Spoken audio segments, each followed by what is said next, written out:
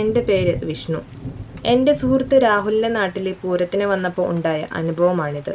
College കാലഘട്ടത്തിന് ശേഷം ഞങ്ങളൊരു 5 സുഹൃത്തുക്കൾ ഒരുമിച്ച് കൂടിയ സമയം. പൂരവും വെടിക്കെട്ടും എല്ലാം കഴിഞ്ഞ് 2 കഴിച്ച് അവൻ്റെ വീടിൻ്റെ ടെറസിൽ ഇരിക്കുമ്പോഴാണ് ഹോസ്റ്റൽ കാലഘട്ടത്തിൽ രാഹുൽ പറഞ്ഞ അവൻ്റെ പ്രേത തറവാടിൻ്റെ സംസാരം ഞങ്ങൾക്കിടയിൽ വന്നത്. പിന്നീട് അതൊരു ബെറ്റായി. അവൻ്റെ തറവാട് തൊട്ടടുത്ത് തന്നെയാണ്. മരം കൊണ്ട് നിർമ്മിച്ച ശവപ്പറമ്പ് പോലെ വിജൃംഭിച്ച് കിടക്കുന്ന ഒരു തറവാട്. രാഹുലിൻ്റെ അച്ഛൻ്റെ സഹോദരങ്ങൾ തമ്മിൽ കുടുംബ പ്രശ്നമുള്ളതിനാൽ അതിൻ്റെ വിൽപ്പന നടന്നിട്ടില്ല. പ്രേതമുണ്ടെന്ന് നാട്ടുകാർ പറഞ്ഞു വരുത്തുന്നതുകൊണ്ട് അതാരും വാങ്ങാനും തയ്യാറല്ല. അങ്ങനെയിരിക്കെ കൂട്ടത്തിൽ ധൈര്യശാലിയായി പട്ടിഷു കാണിക്കുന്ന എന്നോട് ആ തറവാട്ടിൽ ഒരു രാത്രി തങ്ങാൻ ഇവന്മാർ പറയുന്നത്. രാഹുൽ അത് എതിർത്തെങ്കിലും എൻ്റെ ഈഗോ അത് സമ്മതിച്ചില്ല. 5000 രൂപയ്ക്ക് ബെറ്റ് വെച്ച് ഞാൻ തറവാട്ടിലോട്ട് നീങ്ങി. പൂരമായതുകൊണ്ട് ആ വീട് പണിക്കാരെ വെച്ച് തൂത്തു തുടച്ച് വൃത്തിയാക്കിയിട്ടുണ്ടായിരുന്നു. താക്കോൽ വാതിലിന് മേലെയുള്ള തടിയിൽ നിന്ന് കിട്ടി. തുറന്ന് ഞാൻ അകത്ത് കയറി. വല്ലാത്തൊരു ഗന്ധം അതിനകത്തുണ്ടായിരുന്നു. ഉള്ളിൽ ഭയമുണ്ടെങ്കിലും ഒന്ന് ആഞ്ഞോടിയാൽ അപ്പുറത്ത് രാഹുലിൻ്റെ വീടുണ്ടല്ലോ എന്ന സമാധാനത്തിൽ ഞാൻ തറവാട് മൊത്തം ഒന്ന് നോക്കി. പിന്നീട് അവിടെയുള്ള ഒരു തടിപ്പലകയിൽ കിടക്കാൻ തീരുമാനിച്ചു. ഒരു തലയിണ കൂടെ കൊണ്ടുവന്നിട്ടുണ്ട്. ഫോണിൽ അയ്യപ്പപ്പാട്ട് വെച്ച് കിടന്ന് എപ്പോഴോ ഞാൻ ഉറങ്ങിപ്പോയി. രാത്രി 2 മണിയായിട്ടുണ്ടാകും. അടുക്കളയിൽ നിന്ന് എന്തോ ലോഹപാത്രങ്ങൾ തറയിൽ വീഴുന്ന ഭയാനകമായ ശബ്ദം കേട്ടാണ് ഞാൻ ഞെട്ടി ഉണർന്നത്. കയ്യിലുണ്ടായിരുന്ന ഫോണും ടോർച്ചും എടുത്ത് ഞാൻ പതുക്കെ പുറത്തിറങ്ങി. എടാ, നിങ്ങൾ ആരെങ്കിലും ആണോ? ഞാൻ പതുക്കെ വിളിച്ച് ചോദിച്ചു. മറുപടിയൊന്നുമില്ല. അടുക്കളയിലേക്ക് നോക്കിയപ്പോൾ എൻ്റെ ഉള്ളൊന്ന് കിടുങ്ങി. ആളൊഴിഞ്ഞ അടുക്കളയിലെ മണ്ണെടുപ്പിൽ തീ കത്തുന്നുണ്ട്. ചുറ്റും പാത്രങ്ങൾ ചിതറിക്കിടക്കുന്നു. ആരും അവിടെയില്ല. പക്ഷേ തറയിൽ കരി പുരണ്ട വലിയ കാൽപ്പാടുകൾ തെളിഞ്ഞു കാണാം. ആ പാടുകൾ അടുക്കളയിൽ നിന്ന് നേരെ ഹാളിന് നടുവിലെ പഴയ മരഗോണിയുടെ അടുത്തേക്കാണ് പോകുന്നത്. ചുമരിലെ ആ പഴയ ഫോട്ടോയിലേക്ക് എൻ്റെ ടോർച്ച് വെളിച്ചം വീണു. രാഹുലിൻ്റെ മുത്തശ്ശി. വർഷങ്ങൾക്ക് മുമ്പ് ഇതേ അടുക്കളയിൽ തീപ്പൊള്ളലേറ്റ് മരിച്ചതാണെന്ന് ആര് പറയുന്നത് കേട്ടിരുന്നു.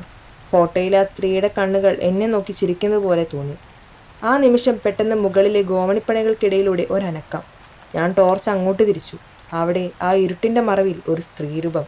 വെള്ളം വസ്ത്രം ധരിച്ച് മുടി ഒഴിച്ചിട്ട് അവൾ അനങ്ങാതെ നിൽക്കുന്നു. മുഖം വ്യക്തമല്ല, പക്ഷേ ആ കണ്ണുകളിലെ തിളക്കം ഭയപ്പെടുത്തുന്നതായിരുന്നു. പതുക്കെ പടികൾ അത് അറങ്ങാൻ തുടങ്ങി. ഓരോ ചുവടിലും ആ മരപ്പലകകൾ അലറിക്കരയുന്നുണ്ടായിരുന്നു. എനിക്ക് ഓടാൻ തോന്നിയില്ല. എൻ്റെ കാലുകൾ തറയിൽ ഉറച്ചുപോയി. ആ തണുത്ത ശ്വാസം എൻ്റെ കഴുത്തിൽ തട്ടുന്നത് പോലെ. പെട്ടെന്നൊരു കൈ എൻ്റെ തോളിൽ അമർന്നു. അമ്മേ! ഞാൻ നിലവിളിച്ചു പോയി. നോക്കുമ്പോൾ രാഹുലാണ്. എടാ, എന്തു പറ്റി? നീ എന്ത് ഇവിടെ പകച്ചു നിൽക്കുന്നേ? അവൻ ചോദിച്ചു. ഞാൻ വിരൽ ചൂണ്ടി ഗോവണിയുടെ അടുത്തേക്ക് നോക്കി. അവിടെ ഒന്നുമില്ല. അടുക്കളയിലെ തീയും അണഞ്ഞിരിക്കുന്നു. പക്ഷേ എൻ്റെ ടോർച്ച് വെളിച്ചത്തിൽ താഴെ ആ കരിപ്പുരണ്ട കാൽപ്പാടുകൾ ഇപ്പോഴും മായാതെ കിടപ്പുണ്ടായിരുന്നു. ഉടനെ തന്നെ ഞാനും രാഹുലും ആ വീട്ടിൽ നിന്നും ഇറങ്ങി. ഈ സംഭവം നടന്നിട്ട് 9 കൊല്ലം കഴിഞ്ഞു. ഇപ്പോഴും ആ തറവാട് വിറ്റിട്ടില്ല. അല്ല, വിൽക്കാൻ പറ്റിയിട്ടില്ല. എൻ്റെ പേര് മോഹൻ. അന്ന് രാത്രി സമയം ഏകദേശം 2 മണിയായി കാണും. മൂന്നാറിൽ നിന്ന് താഴേക്കുള്ള ആ ചുരം റോഡിൽ ഞാൻ മാത്രമേ ഉണ്ടായിരുന്നുള്ളൂ. കനത്ത മൂടൽമഞ്ഞ്. എതിരെ വാഹനങ്ങളൊന്നും വരുന്നില്ല. റേഡിയോയിലെ പാട്ടുകൾ പോലും നിലച്ചിരുന്നു. കാറിൻ്റെ ഹെഡ്ലൈറ്റ് വെളിച്ചം റോഡിലെ മഞ്ഞിൽ തട്ടി തിരികെ വരുന്നുണ്ടായിരുന്നു. പെട്ടെന്നാണ് റോഡിൻ്റെ വശത്ത് ഒരു വലിയ മരത്തിൻ്റെ ചുവട്ടിൽ നിൽക്കുന്ന ആ രൂപം ഞാൻ കണ്ടത്. അതൊരു സ്ത്രീയായിരുന്നു. വെളുത്ത വസ്ത്രം ധരിച്ചിരുന്നു. മുഖം അഴിച്ചിട്ട മുടി കൊണ്ട് മൂടിയിരുന്നു. ഒറ്റയ്ക്ക് ഈ നട്ടൊച്ച മരവിപ്പിക്കുന്ന തണുപ്പത്ത് ഇവിടെ എന്തിനാണ് ഇവർ നിൽക്കുന്നത്? സഹതാപം തോന്നി ഞാൻ വണ്ടി അല്പം വേഗത കുറച്ച് അവർക്കരികിൽ നിർത്തി. എങ്ങോട്ടാ പോകേണ്ടത്? ഞാൻ ചോദിച്ചു. അവർ ഒന്നും പറഞ്ഞില്ല. കാറിൻ്റെ വാതിൽ തുറന്ന് ഉള്ളിലേക്ക് കയറിയിരുന്നു. വണ്ടിയിൽ ഒരു വലിയ തണുപ്പ് പെട്ടെന്ന് അടിച്ചു കയറി. ഞാൻ AC ഓഫാക്കി. എന്നിട്ടും ആ തണുപ്പിന് കുറവുണ്ടായില്ല. ഞാൻ വണ്ടി മുന്നോട്ടെടുത്തു. കണ്ണാടിയിലൂടെ ഞാൻ അവരെ നോക്കി. തല താഴ്ത്തിയിരിക്കുകയാണവർ. കുറച്ചു ദൂരം കഴിഞ്ഞപ്പോൾ ഞാൻ ചോദിച്ചു, എവിടെയാണ് ഇറങ്ങേണ്ടത്? മറുപടി ഒന്നും വന്നില്ല. ഒന്ന് തിരിഞ്ഞു നോക്കാമെന്ന് വിചാരിച്ച് ഞാൻ കണ്ണാടിയിലേക്ക് നോക്കി. പിൻസീറ്റിൽ ആരും ഇല്ലായിരുന്നു. ഞാൻ ഞെട്ടിപ്പോയി. വേഗത കുറച്ച് വണ്ടി റോഡരികിൽ ഒതുക്കി. നെഞ്ചിടിപ്പ് കൂടുന്നുണ്ടായിരുന്നു. വണ്ടിയുടെ പിൻഭാഗം ഒന്ന് പരിശോധിക്കാൻ ഞാൻ പുറത്തിറങ്ങി. വാതിലുകൾ അടഞ്ഞു കിടക്കുന്നു. വിൻഡോ എല്ലാം പൂട്ടിയതാണ്. പിന്നെ എങ്ങനെയാണ് അവർ പുറത്തിറങ്ങിയത്? ഭയത്തോടെ ഞാൻ തിരികെ ഡ്രൈവിംഗ് സീറ്റിലേക്ക് കയറാൻ തിരിഞ്ഞതും കാറിൻ്റെ ഉള്ളിൽ ആ തണുപ്പ് വീണ്ടും നിറഞ്ഞു.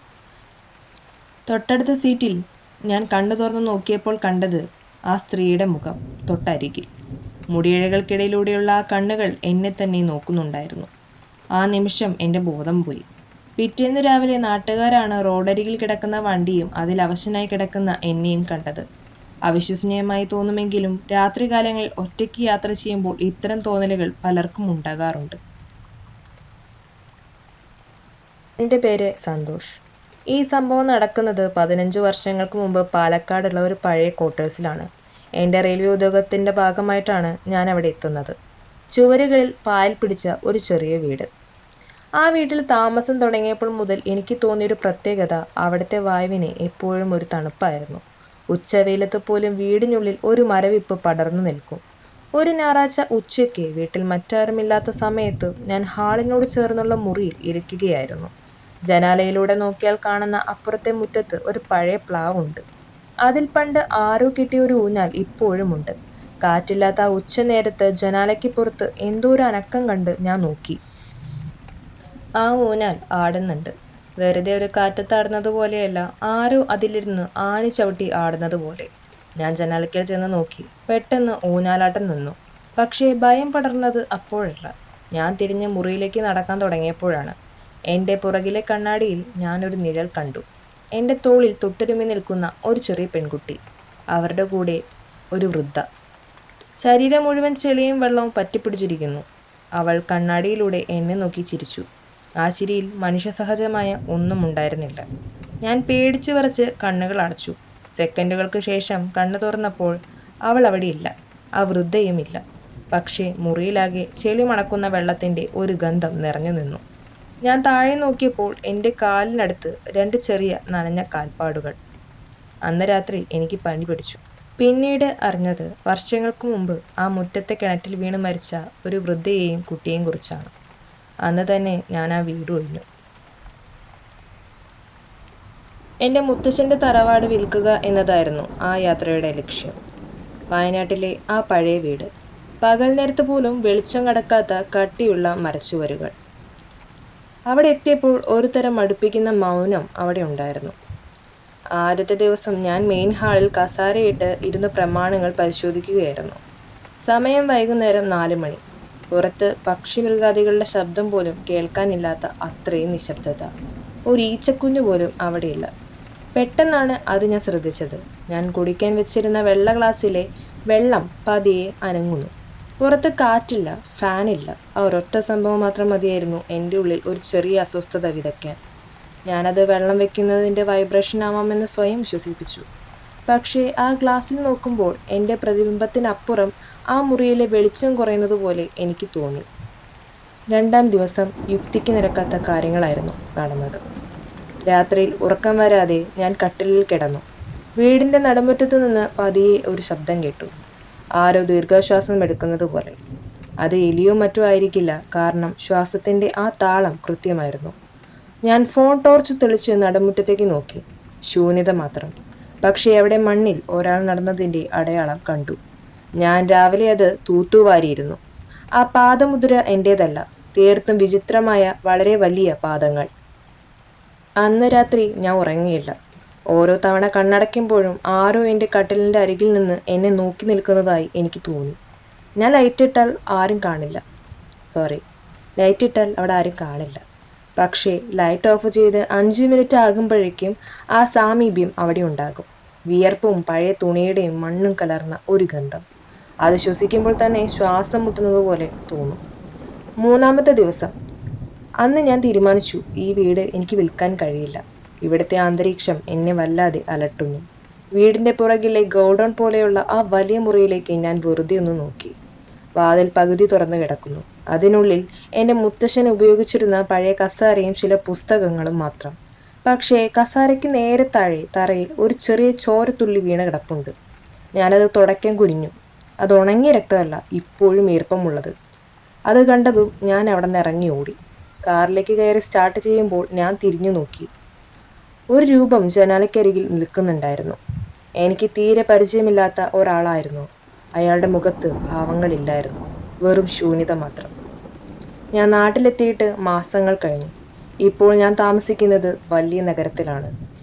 തിരക്കുകൾക്കിടയിലും ചിലപ്പോൾ രാത്രിയിൽ പെട്ടെന്ന് ലൈറ്റ് പോകുമ്പോൾ അല്ലെങ്കിൽ അർദ്ധരാത്രിയിൽ പെട്ടെന്ന് എഴുന്നേൽക്കുമ്പോൾ ആ പഴയ വീടിൻ്റെ അതേ ഗന്ധം എനിക്ക് അനുഭവപ്പെടാറുണ്ട്.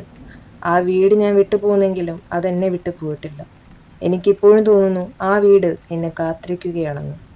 അടുത്ത തവണ ഞാൻ അങ്ങോട്ട് ചെല്ലുമ്പോൾ ആ ശൂന്യമായ ജനാലയ്ക്കൽ എന്നെയും കാത്ത് ആരോ ഉണ്ടാകുമെന്ന്. രാത്രി സമയം ഏകദേശം 1:30 മണിയായിരുന്നു. സുഹൃത്തിൻ്റെ വീട്ടിലെ വിശേഷങ്ങൾ കഴിഞ്ഞ് ബൈക്കിൽ തിരികെ വീട്ടിലേക്ക് പോവുകയായിരുന്നു ഞാൻ. കിലോമീറ്ററുകളോളം പരന്നു കിടക്കുന്ന വയലുകൾക്കിടയിലൂടെയുള്ള ആ വഴിയിൽ പകൽ സമയത്ത് പോലും വലിയ തിരക്കൊന്നും ഉണ്ടാകാറില്ല. അങ്ങനെയുള്ള വഴിയിലൂടെ വല്ലാത്തൊരു നിശബ്ദതയിൽ ഞാൻ ബൈക്ക് ഓടിച്ചു പോയി. പെട്ടെന്നാണ് ബൈക്കിൻ്റെ ഹെഡ്ലൈറ്റ് ഒന്ന് മിന്നിയത്. ഞാനൊന്ന് ഞെട്ടി. വണ്ടി പണിയാക്കുമോ എന്ന് കരുതി ഞാൻ വേഗത കുറച്ചു. റോഡിൻ്റെ വശത്തുള്ള വലിയൊരു ആൽമരത്തിൻ്റെ ചുവട്ടിൽ ഒരാൾ നിൽക്കുന്നത് കണ്ടു. കറുത്ത വേഷം ധരിച്ച ഒരാൾ. ഞാൻ കരുതി ആരെങ്കിലും ലിഫ്റ്റ് ചോദിക്കാൻ നിൽക്കുന്നതാകുമെന്ന്. പക്ഷേ സമയം ഇത്രയേറെ വൈകിയില്ലെന്ന് ഓർത്തപ്പോൾ ചെറിയൊരു ഭയം തോന്നി. ഞാൻ ബൈക്ക് സാവധാനം ആ രൂപത്തിനടുത്തുകൂടെ കടത്തിവിട്ടു. അപ്പോൾ അസാധാരണമായ എന്തോ ഒന്ന് എനിക്ക് തോന്നി. വണ്ടി ഓടിക്കുന്ന ശബ്ദമല്ലാതെ മറ്റൊന്നും അവിടെ കേൾക്കാനില്ലായിരുന്നു. മനുഷ്യർ നിൽക്കുമ്പോൾ ഉണ്ടാകുന്ന ആ ശ്വാസത്തിൻ്റെയോ അനക്കത്തിൻ്റെയോ ശബ്ദം അവിടെ തീരെയില്ല. എനിക്ക് വല്ലാത്തൊരു അസ്വസ്ഥത തോന്നി. കൗതുകമടക്കാനാവാതെ ഞാൻ മെല്ലെ ഒന്ന് തിരിഞ്ഞു നോക്കി. ആ രൂപം എന്നെ നോക്കി മെല്ലെ തിരിഞ്ഞു. പക്ഷേ ആ മുഖം, അവിടെ കണ്ണോ മൂക്കോ വായോ ഒന്നും ഉണ്ടായിരുന്നില്ല. വെറും ഒരു ശൂന്യത മാത്രം. പെട്ടെന്ന് എൻ്റെ ശരീരമാകെ വിറച്ചുപോയി. ഞാനൊരു നിമിഷം പോലും ആലോചിച്ചില്ല. ബൈക്കിൻ്റെ ആക്സിലേറ്റർ തിരിച്ചുകൊണ്ട് ഞാൻ കുതിച്ചു പാഞ്ഞു. ഹെഡ്ലൈറ്റിൻ്റെ വെളിച്ചത്തിൽ ദൂരെ മെയിൻ റോഡ് കാണാറായപ്പോൾ മാത്രമാണ് എൻ്റെ ശ്വാസം ഒന്ന് നേരെ വീണത്. ആ രാത്രി മുഴുവൻ ഭയം കൊണ്ട് എനിക്ക് ഉറങ്ങാനേ കഴിഞ്ഞില്ല. ഇന്നും ആ വഴിയിലൂടെ പോകുമ്പോൾ ഞാൻ അറിയാതെ ഒന്ന് വേഗത്തിൽ വണ്ടി ഓടിച്ചു പോകും. ഇത്തരം അനുഭവങ്ങൾ പലപ്പോഴും നമ്മുടെ ഭയത്തിൻ്റെ പ്രതിഫലനമാകാം. ഏകാന്തമായ രാത്രികളിൽ തലച്ചോറ് ഇല്ലാത്ത കാര്യങ്ങളെ ഭാവനയിൽ കാണുന്നത് സ്വാഭാവികമാണ്. എങ്കിലും ഇത്തരം അനുഭവങ്ങൾ കേൾക്കുമ്പോൾ ഉള്ളിൽ ആ ഒരു പേടി ഒളിഞ്ഞിരിപ്പുണ്ടാകും എന്നതാണ് സത്യം. അനുഭവം അജയ്. സമയം പുലർച്ചെ 2 മണി. ബാംഗ്ലൂരിൽ നിന്ന് കേരളത്തിലേക്ക് വരുന്ന ആ ഒറ്റപ്പെട്ട KSRTC ബസ്സിൽ ഞാൻ മാത്രമേ ഉണ്ടായിരുന്നുള്ളൂ. ഡ്രൈവറും കണ്ടക്ടറും മുന്നിൽ എന്തോ സംസാരിക്കുന്നുണ്ട്. പുറത്ത് കനത്ത മഞ്ഞും തണുപ്പും. എൻ്റെ സീറ്റിന് തൊട്ട് പുറകിൽ ഒരാൾ ഇരിക്കുന്നുണ്ടെന്ന് ഞാൻ അറിഞ്ഞിരുന്നില്ല. പെട്ടെന്നാണ് ബസ് ബ്രേക്ക് ഇട്ടത്. റോഡിൻ്റെ നടുവിൽ, ജനവാസമില്ലാത്ത ആ കാടിൻ്റെ നടുവിൽ ബസ് നിന്നു. കണ്ടക്ടർ താഴേക്കിറങ്ങി എന്തോ നോക്കാൻ പോയി. ഞാൻ ജനാലയിലൂടെ പുറത്തേക്ക് നോക്കി. വെറും ഇരുട്ട് മാത്രം. പെട്ടെന്ന് എൻ്റെ പിന്നിലിരുന്നയാൾ എഴുന്നേറ്റു. അയാൾ എൻ്റെ അരികിലൂടെ നടന്നുപോയി മുൻവശത്തെ വാതിലിലൂടെ പുറത്തിറങ്ങി. പുറത്തിറങ്ങുമ്പോൾ അയാൾ ഒരു വലിയ ബാഗ് കൊണ്ടുപോകുന്നുണ്ടായിരുന്നു. 5 മിനിറ്റിന് ശേഷം കണ്ടക്ടർ തിരികെ വന്നു. ബസ് മുന്നോട്ടെടുത്തു. ഞാൻ കണ്ടക്ടറോട് ചോദിച്ചു, ആ ഇറങ്ങിയയാൾ എവിടേക്കാണ് പോയത്? ഇവിടെയൊന്നും ഇല്ലല്ലോ. കണ്ടക്ടർ എന്നെ അത്ഭുതത്തോടെ നോക്കി. ആര്? ഈ ബസ്സിൽ നിങ്ങളല്ലാതെ വേറെ ആരും ഇല്ലല്ലോ സാറേ. എൻ്റെ നട്ടലിലൂടെ ഒരു തണുപ്പ് കടന്നുപോയി. ഞാൻ വേഗം പിന്നിലെ സീറ്റിലേക്ക് തിരിഞ്ഞു നോക്കി. അവിടെ ആരും ഇല്ലായിരുന്നു. പക്ഷേ സീറ്റിൽ ഒരു ചെറിയ കറയുണ്ടായിരുന്നു. നനഞ്ഞ ചെളി പുരണ്ട പാദമുദ്രയും ഉണ്ടായിരുന്നു. ബസ് വീണ്ടും മുന്നോട്ട് പോയിക്കൊണ്ടിരുന്നു. പക്ഷേ ആ പാദമുദ്രകൾ പതിയെ പതിയെ മാഞ്ഞു പോകുന്നത് കണ്ട് എൻ്റെ ശ്വാസം നിലച്ചുപോയി. അന്ന് കണ്ടത് സത്യമാണോ അല്ലയോ എന്ന് എനിക്കിപ്പോഴും തിരിച്ചറിയാൻ വയ്യ. ഇത് ആരോട് പറഞ്ഞാലും വിശ്വസിക്കാത്ത ഒരവസ്ഥയും കൂടിയാണ്.